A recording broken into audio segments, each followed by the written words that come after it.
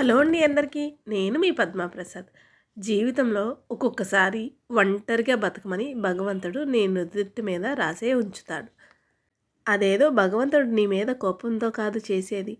నీకు ఒంటరిగా ఉండడం కూడా ఎలా ఉండాలో, నువ్వు ఎంతవరకు గట్టిగా నిలబడగలుగుతావో అనేది కూడా భగవంతుడు నీకు నేర్పిస్తాడు ఒక అమ్మలాగా.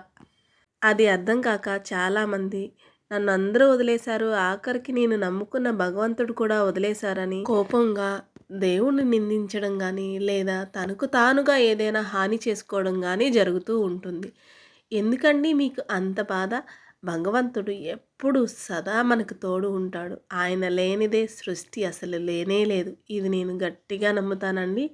నేను చిన్న జీవితంలో బోల్డ్ అని అనుభవించాను, అనుభవిస్తున్నాను కూడా. మనకి ఎవ్వరు ఉన్నా ఉండకపోయినా భగవంతుడు సదా మనకు తోడుంటాడు. భగవంతుడే చెయ్యి పట్టి నడిపిస్తాడు.